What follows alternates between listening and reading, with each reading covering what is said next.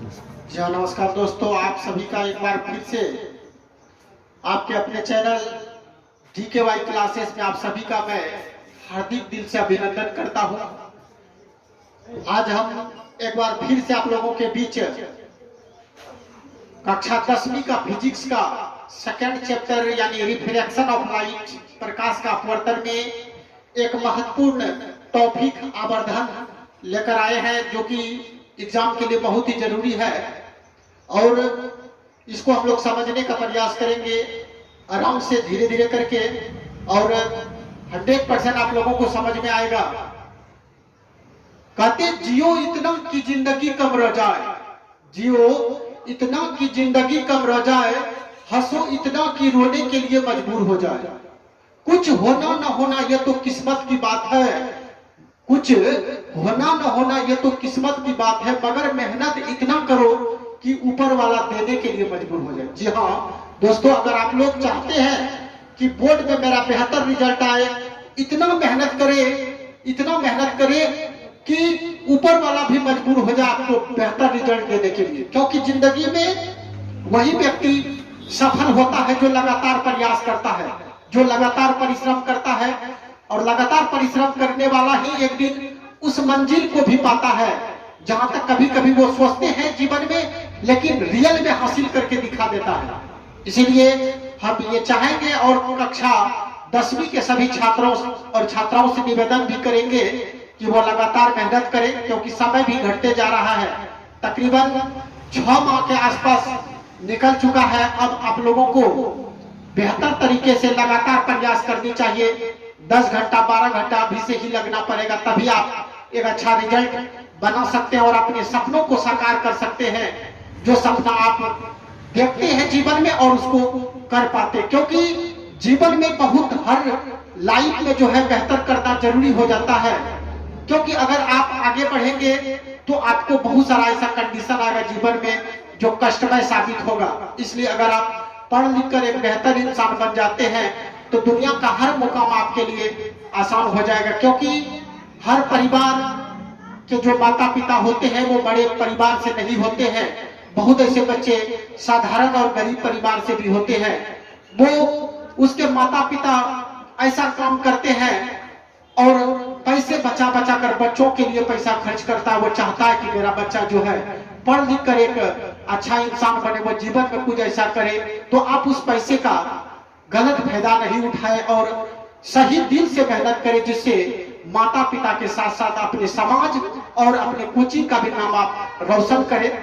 इसी के साथ हम लोग शुरू करते हैं आज का बेहतरीन इंपॉर्टेंट टॉपिक, आवर्धन क्या होता है। ऐसे हम लोग रिफ्लेक्शन ऑफ लाइट में भी आवर्धन पढ़े थे। एक बार फिर आप लोगों को रिफ्लेक्शन यानी प्रकाश का अपवर्तन में भी आवर्धन बताने का प्रयास करते हैं। आवर्धन क्या होता है? प्रतिबिंब की ऊंचाई। ये देखते हैं हम लोग कि मुख अक्ष से नीचे जो बना है ये हम लोगों का प्रतिबिंब है, A', B'। प्रतिबिंब की ऊंचाई और बिंब यानी वस्तु की ऊंचाई का जो अनुपात होता है वही हम लोग का आवर्धन कहलाता है। एक बार फिर से, प्रतिबिंब की ऊंचाई और बिंब की ऊंचाई यानी वस्तु की ऊंचाई के अनुपात जो होता है उसी को हम लोग कहते हैं आवर्धन। इसे हम लोग इंग्लिश में मैग्निफिकेशन कहते हैं और इसे हम लोग M से सूचित करते हैं। आवर्धन को हम लोग M से सूचित करते हैं। अगर हम लोग वस्तु की ऊंचाई को S से सूचित करेंगे और प्रतिबिंब की ऊंचाई को H' से सूचित करेंगे तो M बराबर हो जाएगा H'/H। अब हम लोग छोटा सा थ्योरम है जिसको हम लोग सिद्ध करने का प्रयास करेंगे कि आवर्धन बराबर V/U होता है। कैसे होता है जानने का प्रयास करते हैं। ये फिगर आप लोग को दिखाई दे रहा होगा, जिसमें हम लोग 2 त्रिभुज लेंगे, एक लेंगे ABO और दूसरा त्रिभुज लेंगे A'/B'O, है ना। ये दोनों त्रिभुज को हम लोग समरूप करने का प्रयास करेंगे। फिजिक्स है, आप गौर से बेहतर तरीके से आप देखेंगे तभी ये आपके लिए क्लियर हो सकता है।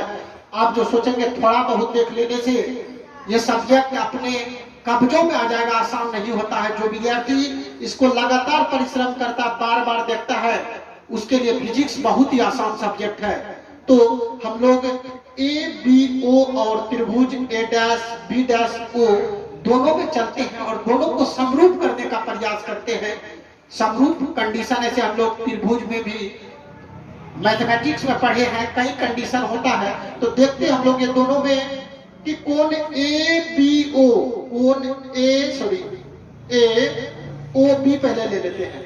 ए ओ बी बराबर हो जाएगा कोण ए डैश ओ बी डैश। ये दोनों मुख का कोण है और हमेशा जो सम्मुख का कोण यानी सम्मुख जो कोण होता है वो हमेशा बराबर होता है।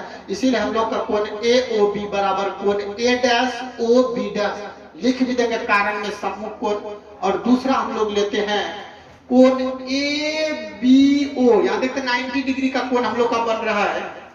जब सीधी रेखा अगर मुख अक्ष पर गिरे तो 90 डिग्री का कोण बनाता है और यहाँ भी हम लोग देख रहे हैं सीधी गिरा है तो यहाँ भी 90 बन रहा है। तो कोण ए बी ओ बराबर हो जाएगा कोण ए डैश बी डैश ओ। किसके कारण? तो 90 डिग्री के कारण।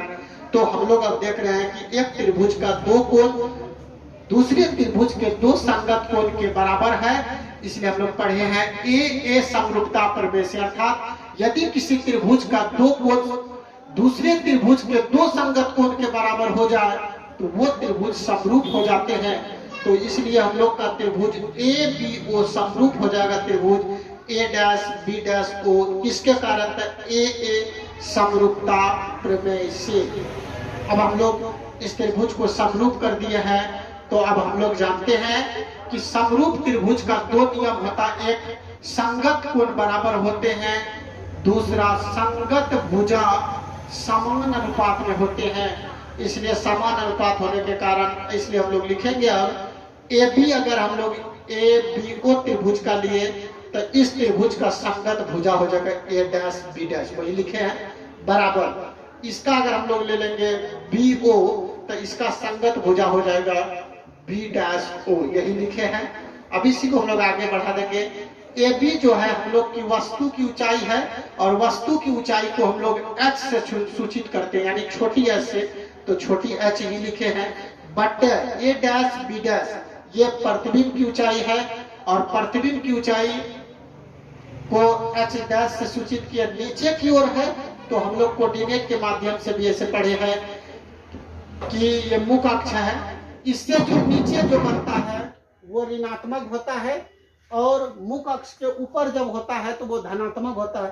तो इसलिए यहाँ पर जो है प्रतिबिंब हम लोग का ऋणात्मक हो गया बराबर बी ओ जो है हम लोगों का ये वस्तु दूरी माना जाता है ना। इसे हम लोग यू से सूचित कर सकते हैं, ये वस्तु दूरी है। ये हमेशा इधर है, प्रकाशीय केंद्र के बाएं तरफ जो होता है वो माइनस में होता है और इधर हम लोग का प्रतिबिंब दूरी, यहाँ प्रतिबिंब बना है, प्रतिबिंब दूरी लेंस के दायां तरफ है। तो दायां तरफ होने की वजह से ये प्लस माना जाता है।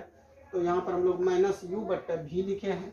अब अगर हम लोग एच डैश और एच को पलटाते हैं तो इधर भी पलट जाएगा, भी बट यू आ गया। माइनस का कोई प्रभाव नहीं, नीचे हो या ऊपर, ये माइनस माइनस खत्म हो गया। एच डैश और एच के बदले हम लोग एम लिख सकते हैं, वही एम लिखे हैं बराबर हो गया भी बाय यू। यही हम लोग का प्रूव हो गया, आवर्धन में एम बराबर भी बाय यू। और हम लोग एक टॉपिक पढ़ लेते हैं आज, लेंस की क्षमता क्या होता है? Power of lens. लेंस की क्षमता होगा फोकस दूरी के व्युत्क्रम को लेंस की क्षमता कहते हैं। फोकस दूरी का जो व्युत्क्रम होता है, फोकस दूरी हम लोग बढ़िया ढंग से जानते हैं, पढ़े भी है दोनों चैप्टर में, रिफ्लेक्शन और रिफ्रैक्शन में। तो फोकस दूरी के व्युत्क्रम, व्युत्क्रम का मतलब अगर कोई संख्या 5 है जिसका व्युत्क्रम 1/5 हो जाएगा, 10 कोई संख्या है जिसका व्युत्क्रम हो जाएगा 1/10, अगर f है तो f का फोकस दूरी हो जाएगा, व्युत्क्रम हो जाएगा 1/f। तो वही फोकस दूरी के जो व्युत्क्रम होता है उसी को हम लोग कहते हैं लेंस की क्षमता। इसे हम लोग P से सूचित करते हैं या इसे P से सूचित किया जाता है। तो अर्थात P बराबर हो गया 1/f, क्योंकि फोकस दूरी के व्युत्क्रम को लेंस की क्षमता कहते हैं। तो अर्थात P बराबर यहाँ पर हम लोग क्या हो गया, ये 1/f। ये मीटर में है, यदि फोकस दूरी सेंटीमीटर में होगा, ये भी कंडीशन है, यदि फोकस दूरी सेंटीमीटर में होगा तो P बराबर 100/f हो जाएगा, क्योंकि 100 सेंटीमीटर बराबर 1 मीटर होता है, तो इसलिए यहाँ पर P बराबर 100/F हो जाएगा।